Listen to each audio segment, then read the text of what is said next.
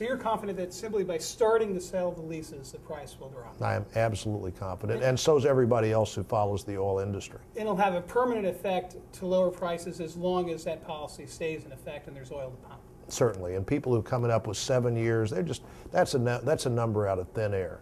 Some of this oil, clearly that oil closest to the Gulf or in areas in the Gulf that aren't currently open, could be available much quicker than 7 years, but all of the international oil market would be impacted by one of the most energy-rich countries in the world announcing to the world that we're actually going to go competitively after our energy. You mentioned that number in the offshore drilling. The oil shale in the Rockies is significantly a greater resource than either Saudi Arabia or Iran or the Middle East, in all probability, collectively has in fossil fuels and oil, and it's easily it's successfully retrievable anytime oil's above $68 or $70 a barrel, and as you and I know, it's well above that today.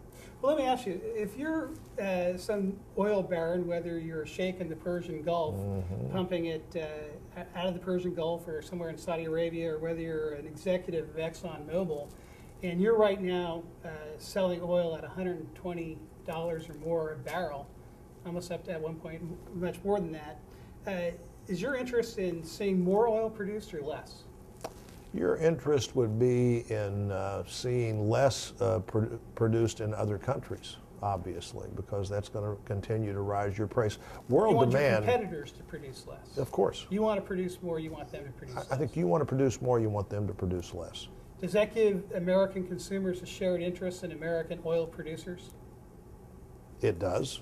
It does. I, as a guy who pumps gas into my car, have a greater interest in American companies going off the shores of Florida, drilling holes in the bottom of the sea and pumping oil out of it, than I have in people in the United Arab Emirates pumping oil. You do, well, for a number of reasons. One is that your economy is much healthier if you maintain that industry in your own economy rather than just sending money one way to fund our fuel needs.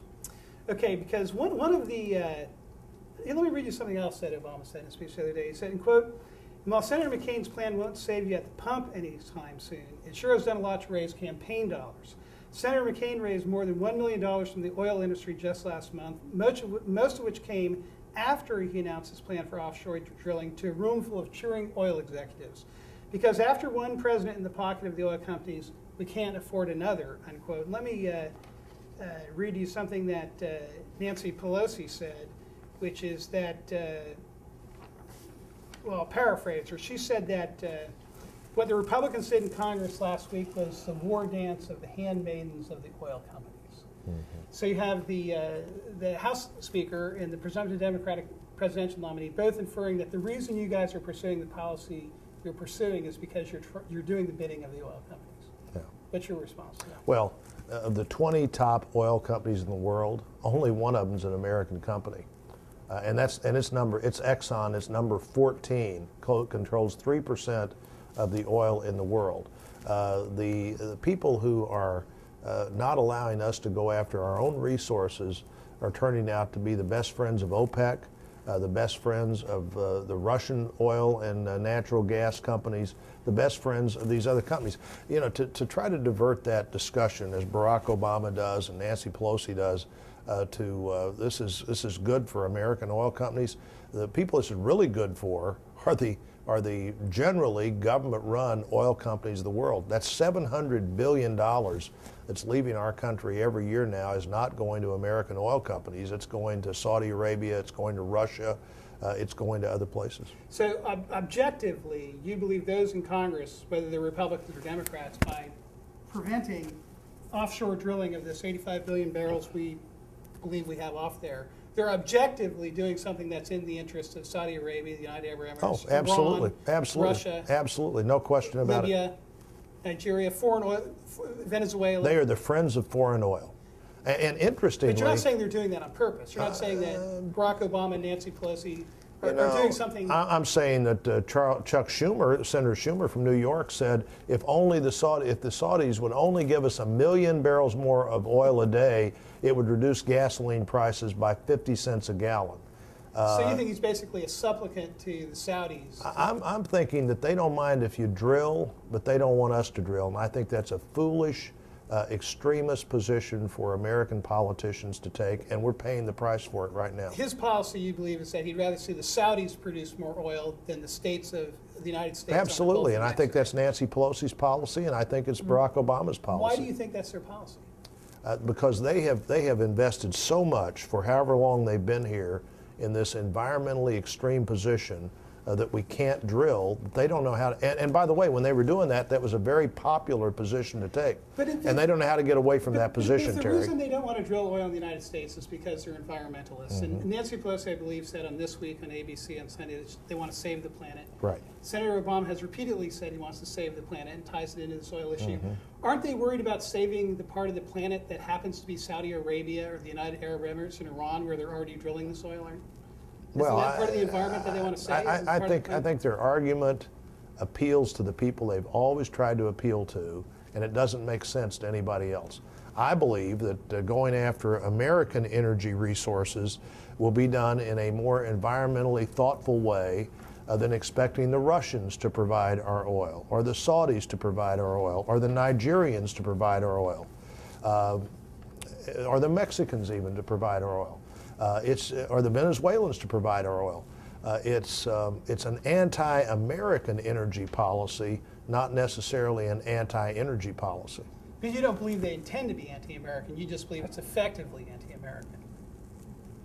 I think it's effectively anti-American, though they have always been opposed to this particular part of our economy flourishing in America.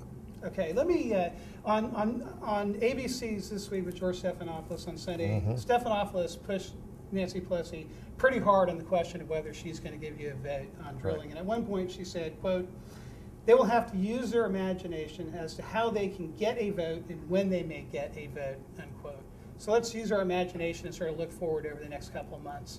You've asked for Nancy Pelosi to come back and call an emergency session of Congress. Do you think that's going to happen? We asked for that after we spent 6 months asking her to bring a bill to the floor. You know, this isn't any kind of last-minute conversion that Republicans have had on being for energy and wanting to have an energy debate and an energy vote. We'd like to see them back here instead of have her on her book tour. You know, what her aide said earlier this week, her press person, is, I think, almost a quote. I know he used the word preoccupied when he said, the last month the Speaker was preoccupied with the business of Congress. The next 5 weeks she's going to be on her book tour. Well, the business of Congress the last several months should have been energy legislation that was meaningful, and we wouldn't be having this discussion if the majority in the Congress would just bring bills to the floor. We're not asking to be guaranteed a victory. I think there's a bipartisan group of members that would give us that victory, and if we sent the same. How many Democrats do you have? You know, I think we have a number of Democrats, and that's growing every day. The Democrats are feeling the pressure here. You'd win a majority of the House. I have no doubt that we would have a majority in the House on the kind of legislation we've proposed. And a sizable number of Democrats. Yes. From all regions of the country. And they'd be glad to be there. I don't know if they'd be for all regions of the country or not, but they'd be there. And after 5 weeks at home with these gas prices, after 5 weeks at home, by the end of this period of time, people are going to start filling their fuel oil tanks in the Northeast and their propane tanks where I live, and they're going to be seeing the biggest bills they've ever seen. We're going to be going from a gasoline crisis to an energy crisis. Democrats, and in fact, Nancy Pelosi, I'm told, also told Democrats, well, say you're for drilling and say I won't let you do it. I think she's pretty secure in her San Francisco district that she can be against drilling, but she wants these very same people that got elected saying they didn't agree with the Democrats, saying they didn't agree with the Democrats on anything when they ran as a Democrat. She's sure they need to be saying they don't agree with her on this. But you're certain, aren't you? She is not going to give you a vote in the next 5 weeks. They're going to continue to be in recess. They'll come back in September when they plan. I think it's highly unlikely that they will be here doing the work of the country.